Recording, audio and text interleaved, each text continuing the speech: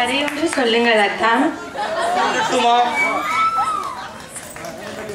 சோழன் மகளை சேதன் மணந்தான், சேதனுக்கோ செல்வன் பிறந்தான், செல்வன் இந்த சிலையை மணந்தான். தெரிந்த கதைதானே? நடந்த கதையும் கூட. நடக்காத கதை ஒன்றை சொல்லுங்கள் அத்தான். சுவைக்காது கண்ணே அது. காதல் கதை ஒன்று சொல்லுங்கள் அத்தான். இதோ புதனானூற்றில். போதும், வீர கதைதானே? வீரத்தை மணந்த காதல் கதை. தந்தையையும் கணவனையும் போதிலே பலி கொடுத்த பெண்ணொருத்தி தன் மகனையும் போதுக்கு அனுப்பிய புறக்காட்சி வெண்பா. கொஞ்சம் கேளேன், நானே எழுதியிருக்கிறேன் புதிய நடையில். காவதி தந்த தமிழகத்து புதுமணலில் களமமைத்து சேத சோழ பாண்டி மன்னர் கோபுரத்து கலசத்தில் யாழ்குடிதான் பறப்பதென்று இன்று போல் போதொடுத்து கொண்டிருந்த காலம் அது. அந்நாளில் போர்க்களத்தில் தாய்நாடு காக்க தாவி பாய்ந்து செத்தார் தந்தை என்ற செய்தி கேட்டு தனல்வியில் மெழுகானால் தமிழகத்து கிளியொருத்தி. அனல் போலும் கண்ணுடனே அயலூர் சென்றிருந்த அவள் கணவன் வந்திட்டான். புனல் போக்கும் விழியாலை அவள் போர் செய்தி தந்திட்டாள். தந்தை களம்பட்ட செய்திக்கோ தவித்தாய் என்றான். இல்லை என்பா, முல்லை சூழ் இந்நாட்டு படையிலோ வீரர் குறைந்திட்டால் நல்ல உடையிலோ கிழிசல் வந்தது போலென்றோ இனி தடையின்றி நுழைவதை பகைவது என எண்ணினேன். அடைபட்ட கண்ணீர் அணை உடைத்ததத்தான் என்றாள். அவன் குகைவிட்டு கிளம்பும் ஒரு புலியென, புகைவிட்டு குமுதும் எரிமலையென பகைவிட்டு சாய்க்கும் வாளெடுத்தான், சூளுதைத்தான், சுடர்முகம் தூக்கினான். சுக்கு நூறுதான் சூழ்ந்து வரும் பகை என்றான். நாடு மீட்காமல் வீடு திரும்பேன் என்றான். நங்கையோ நகை முழக்கம் செய்து நடந்திடுக கண்ணே என்றான்.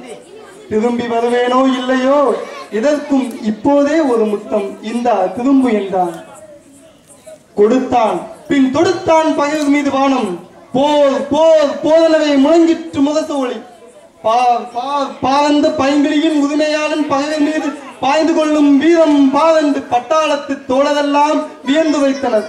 அந்த கட்டாணி முத்தாலும் கண்வழியே சிரித்திட்டால் களத்தினில் அத்தானு கடுக்கடுக்காய் குவிந்து வரும் வெற்றிகளை கேட்டுவிட்டு கோட்டைகள் விடுபட்டன. எதிரியின் குதிரை கால்கள் உடைபட்டன. வேடர் படை முதிபட்டது. வேல்கள் பொடிபட்டன. எம் கொற்றவன் படைகள் கொட்டும் பேரிகை கோடை இடி என கேட்குது கேட்குது என குதித்திட்டார். புதுப்பண் அமைத்திட்டார். வீரர்கள் வந்தனர். வெற்றி உன் கணவனுக்கே என்றனர். வேந்தனின் தூதுவர் வந்தனர். வாழ்த்துக்கள் வழங்கினர். வீட்டோரத்து தோழிகள் வந்தனர். வெற்றி நீட்டோலை வாசித்து மகிழ்ந்தனர். அந்த அழகிய ஆனந்த கண்ணீர் பொழிந்தார். அப்போது எந்த மனிதன் வந்தானோ இளவு செய்தி சொல்வதற்கு.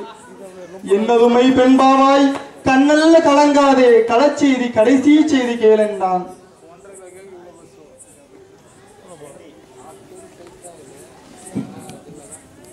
அந்தோ மாவிளை தோதனங்கட்டி மணவிழா மேடைதன்னில் வாழ்விலே ஒன்றானோம் என்று சொன்ன கண்ணாளன் மார்பிலே வேல் தாங்கி நல்ல சாவிலே வீழ்ந்து விட்டான். ஆவிதான் போன பின்னும் உயிர் வாழும் மாதனங்கு அச்சடித்த தமிழ் பதுமை கூவி அழுதாள். கொத்தான மனதிந்த குடும்பம் அதை கொத்தாமல் கொத்திவிட்ட கொடுஞ்சாவை பழித்தாள், இழித்துதைத்தாள். இனி என்ன மிச்சம் என்றும் கனியழுகி போனதென்றும் கருதி அழுதாள். பழிவென்னும் வெளிகாட்டி பணவெல்ல மொழியுதைத்து பள்ளியதை கவிபாடும் நாளெல்லாம் வந்தானோ, இனி இது தூங்காத கண்டானோ என அழுதாள். அத்தான் பிணம் கிடக்கும் களம் நோக்கி தொழுதாள். சோகத்தால் வீழ்ந்து விட்டு அவள் காதில் வெற்றி வேகத்தால் பகைவதட்டும் போர் முழக்கம் பட்டதுதான் தாமதம். கெட்டதுதான் கெட்டது நம் குடி முழுவதுமே பட்டொழிந்து போகட்டும் என எழுந்தாள். மட்டில்லா புகழ் கொண்ட நாட்டிற்கே எம்பி வீட்டிற்கோ வாழ்வேன் என்றாள்.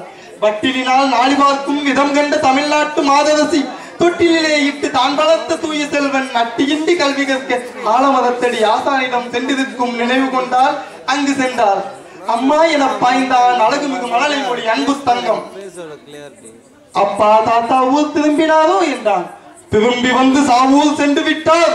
கரும்பே நீயும் வாவன் அழைத்தாள். என்ன வாங்கி வந்தார் என்றான். மானம் மானம் அழியாத மானம் என்றாள். மகனே அதை சுவைக்க நீயும் வருகவென்றால். வந்துவிட்டான் குளக்கொழுந்து குடும்ப விளக்கு எரிந்து கொண்டே கூறுகின்றாள். எதிரிகளின் படையெடுப்பால் நம் குடும்பம் தலை உதித்து விட்ட மதமாக போனதடா தம்பி, கவலை இல்லை, களம் சென்றார் மாண்டார். ஆனால் இந்த நிலம் உள்ளளவும் மானம் காத்தார் என்ற பெயர் கொண்டார். மகனே நீ உன் தோளிலே பலம் உள்ள வரையில் பகையை சாடு, பதவி பாடு. இது நம் தாய் திருநாடு. உடனே ஓடி என தாவி அணைத்து தலைது மகன் தன்னை சீவி முடித்து சிங்காதித்து இதற்கு காவி விடிந்து வாழ் கொடுத்து சென்று வா மகனே போர்க்களம் நோக்கி என வாழ்த்திவிட்ட திருவிடத்து காட்சி தன்னை போற்றி பாடாதாலும் உண்டோ திருமகளே இப்பூவுலகில். அருமையான கதையத்தான். ஆனால் சொல்லண்டு பின் அவன் மகனுக்கு என்ன ஆயிற்று? புறநானூற்று கதை தன்னை கதையாய் கவிதையாய் உதைத்திட்டேன். இங்கு நான் உதிர்த்திட்டேன். அதன் பின் காட்சி தன்னை இயலுடனே இசையும் இணைத்து இனி நாடகமாய் கண்டிடுவோம்.